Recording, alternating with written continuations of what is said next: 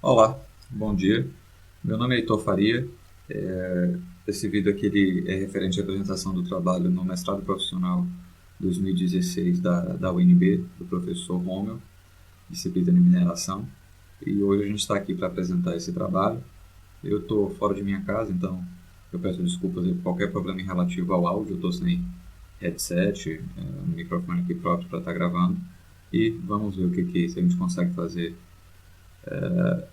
algo proveitoso aqui. O programa que eu estou utilizando para fazer essa captura de tela aqui no Linux é o Simple Screen Recorder, esse daqui, né? E vamos em frente com a apresentação. O trabalho é esse daqui.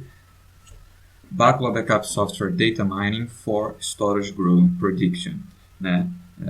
Eu trabalho muito com esse software de backup Bacula, ele é um software livre. E o objetivo do trabalho aqui é utilizar a mineração de dados para fazer uma melhor gestão sobre o serviço de backup, né? E nesse caso aqui, tentando prever, utilizando modelos, né, de data mining, modelos estatísticos, tentar prever esse crescimento do storage e eventuais gargalos, né, falta de espaço em armazenamento, em storage de backup, para estar armazenando os backups futuros, né? Professor Romeu Carvalho, departamento de computação aplicada da UNB. A respeito do software de backup em si, existem dois tipos de dados, né? Existem os dados de backup, ou seja, cópia dos dados de outros servidores, que alguns autores até já teorizaram sobre isso, né? Já se questionaram, poxa, se você já tem uma réplica dos dados de outros servidores ali no backup, por que não utilizar esses dados como, enfim, alimento, né, de data mining, né, dos engines de data mining? E sim, isso até seria possível, né? Então ali você já teria o espelho pronto e, enfim, seria um dado organizacional como outro qualquer. Mas o que a gente está chamando aqui nesse trabalho não é esse dado. A gente está chamando a atenção para o banco de dados do sistema de backup, né, do software de backup. E o que ele contém, esse banco de dados? Ele contém metadados do backup, ou seja, índice dos arquivos, ou seja, que arquivo está armazenado em cada backup, né? Então ali você já tem uma lista de todos os arquivos que estão nos servidores da sua organização, né, que você poderia de repente fazer um mecanismo de busca de arquivos por ali, né? E você tem também outras informações do backup, como o tamanho do backup, estatísticas dos jobs de backup, né, dados já prontos, data dos jobs de backup, né? E tudo isso pode ser analisado para uma melhor performance, uma melhor gestão do próprio serviço de backup, né?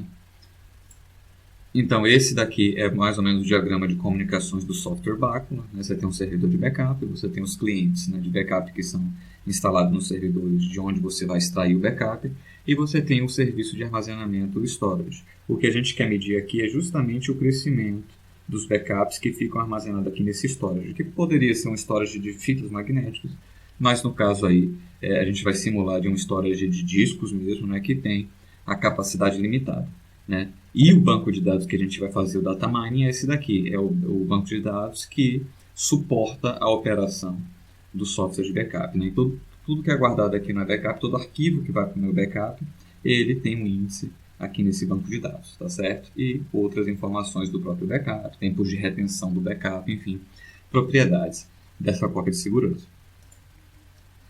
Então, o objetivo aqui é utilizar esse banco de dados para melhorar a qualidade, automação, né, identificar gargalos do backup, né, mais especificamente a questão do crescimento do storage. Né, prever o crescimento do storage é o objetivo, né, e apenas uma observação que esse objetivo, né, essa análise exploratória que a gente está fazendo aqui, não seria possível com qualquer outro software de backup tradicional dentre os grandes players do mercado, tá? Porque todos eles utilizam um formato proprietário, inclusive no seu banco de dados, que é impossível você ler através de outras ferramentas, tá? Não é um banco que nem aberto, que nem um MySQL, que nem um Postgres, a gente consegue extrair os dados. Né? É um formato proprietário que ninguém sabe qual é, e não é impossível a gente fazer esse data mining. Já com o Bacula, que tem um formato aberto tanto da gravação dos backups quanto de seu banco de dados, a gente tem essa possibilidade de melhorar o serviço de backup através da análise exploratória, né? Então vamos lá. Trabalhos correlatos, né? Quem já fez alguma coisa ou escreveu alguma coisa nesse sentido, né? Esse autor Villalta, né, em 2002, ele escreveu um artigo no jornal da IBM, né? Todos eles falam de maneira muito geral, né? Falam da possibilidade do estudo de caso, de você usar data mining, né, para melhorar o serviço de TI, para melhorar o serviço de tecnologia da informação, detectando falhas em sistemas e prevenir, né, o espalhamento dessas falhas por outros sistemas, né? Mas, pelo que eu me lembro, ele não chegou a fazer nenhuma implementação prática, né? E até 2007, os autores, aí, né, no caso, autores específicos da literatura de backup, né, livros sobre backup, né, a respeito do Preston e do Chapa, né, do Belittle e do Chapa, eles simplesmente ignoraram essa possibilidade de você fazer data mining no catálogo, né, no banco de dados do backup, né? E aí eu atribuo isso muito provavelmente àquela questão de terem realmente um formato proprietário, né? Então era impossível. Eles falam, né, do uso de vários softwares proprietários nos livros dele, e eles simplesmente ignoram a possibilidade de você fazer data mining, não falam nada sobre isso nos livros dele. Entretanto, Preston D. Geiser, né, que é um outro autor, um autor americano, 2008, ele, pela primeira vez, ele falou explicitamente sobre o problema que a gente está atacando, né?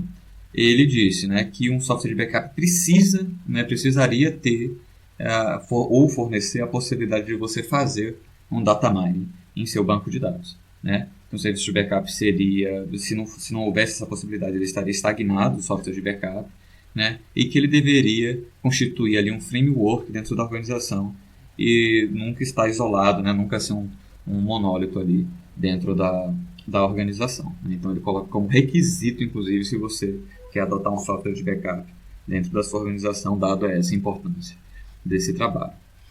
A metodologia utilizada será o CRISP-DM, uma metodologia consagrada, independente aí, né, de mercado, né, que prevê essas etapas, e foram justamente essas etapas que foram seguidas aí na execução do trabalho, no entendimento do negócio, entendimento dos dados, preparação dos dados, modelagem, avaliação e deploy do modelo, né?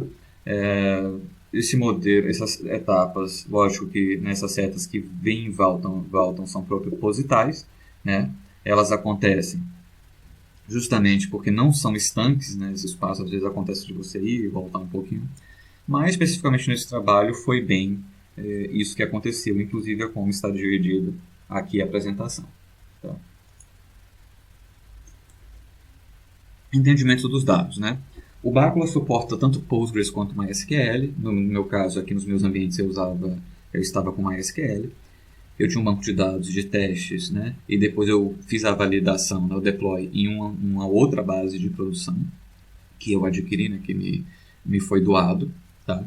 Então, no entendimento dos dados, lógico, no Bacula no banco de dados você tem várias tabelas. O que a gente usou e exportou para o RStudio, né? Através de CSV, foi a tabela job e a tabela pool. A tabela job continha, né, cada linha informações sobre o job de backup do Bacula, né, do tipo tamanho total do job de backup e data do job, enfim, o objetivo aqui era fazer uma tabela, uma série temporal, né? E a tabela pool ela só foi útil porque eu precisava aqui também saber por quanto tempo que o job de backup ia ficar armazenado no storage, né, no storage de backup. Num primeiro momento, vocês podem ter achado que esse trabalho seria bem simplório, bem simples, né? Que se eu quero prever o tamanho do crescimento, né, do meu storage de backup, basta eu medir, né, a cada dia o tamanho do meu storage, né, e prever o crescimento.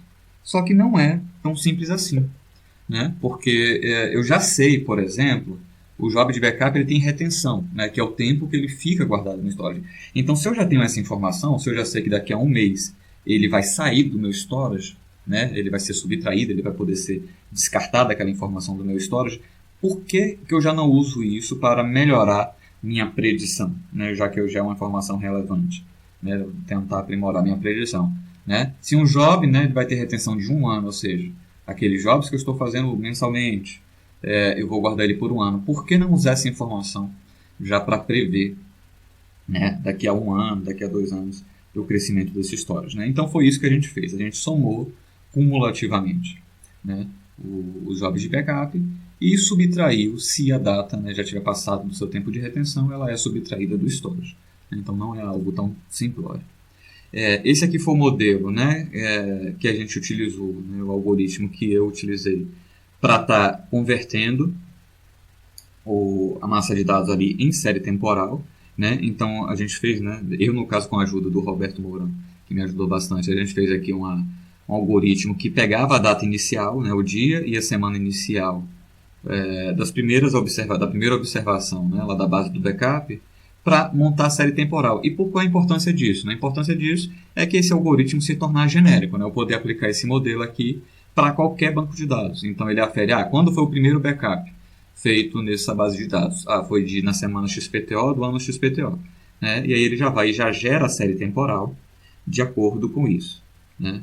E aí a gente fez também o padding, né? O que é o padding dentro de série temporal? Né? Você preencher datas vazias, né? Datas que não houve backup, no caso, você preencher com valores nulos. Né? Realmente naquele dia não houve backup. E aí tudo isso foi feito no pré-processamento. Né? Então esse daqui é o desenho inicial da minha base, né? de uma fatia da minha base de testes. Né?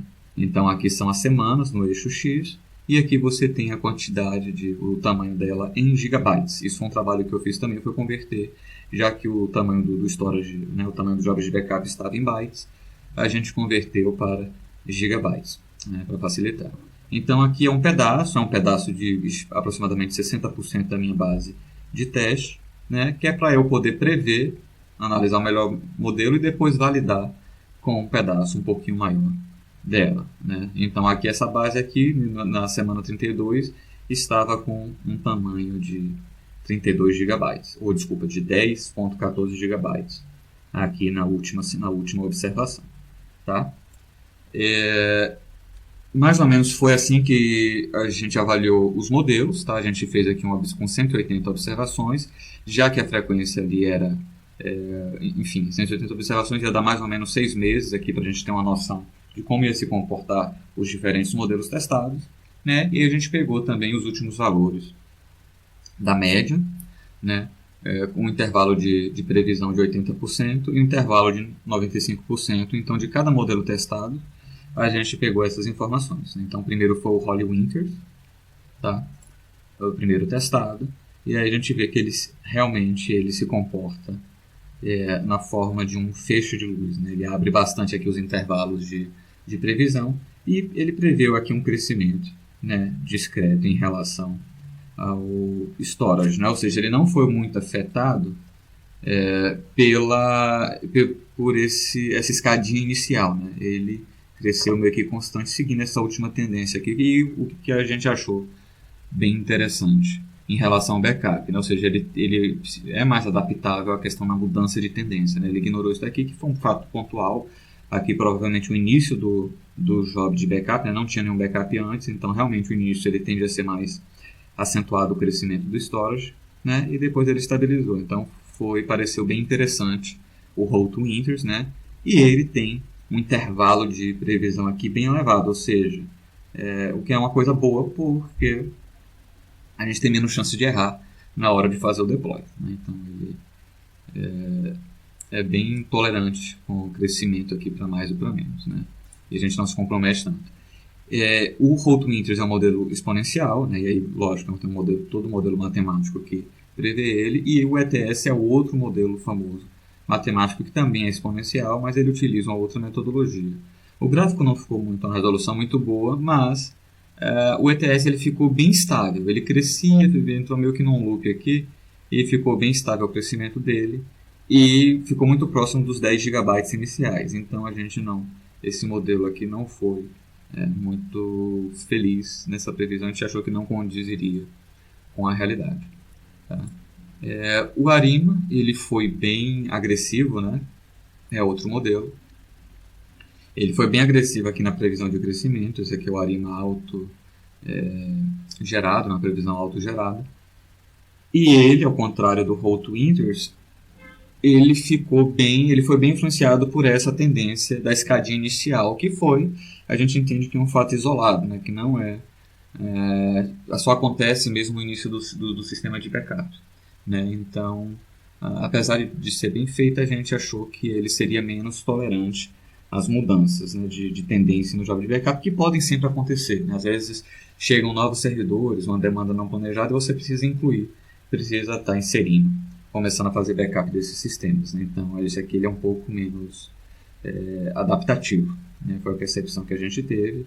A título de curiosidade, aqui nesse final dessa previsão, ele deu 25 GB ao final de 6 meses, né? Ou seja, o storage que tinha aqui um espaço consumido de 10, aqui tinha 25, então foi bem agressivo esse forecast, né? E aí a gente realmente acabou escolhendo o Roll to Winters, né? A gente validou o Roll to Winters, né? Então assim, eu deixei a base, né? Peguei a base agora inteira, a base de teste. Então ela no final, esse último pedacinho aqui, ele crescia mais ou menos um pouquinho menos do que vinha crescendo, mas cresceu um pouco, né? E a previsão do Roll to Winters para esse mesmo período era essa, né? Essa média azul aqui, essa linha azul, né? Então a predição do Roll to Winters no final das contas aqui foi apenas 11% maior, que a gente considerou um valor bem satisfatório, né? Com certeza dentro do intervalo de predição aqui de 80%.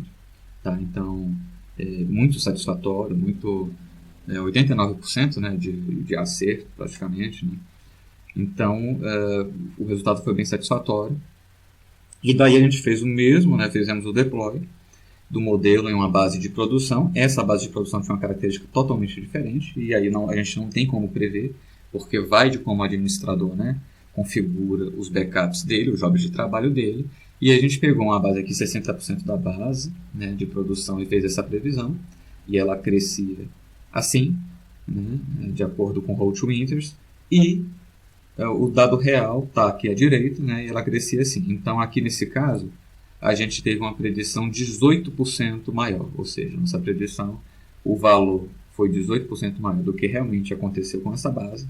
E, de igual sorte, a gente também considerou um resultado bem satisfatório, bem dentro, né, se a gente fizer traçar uma linha aqui, está mais ou menos aqui o dado real, o crescimento real.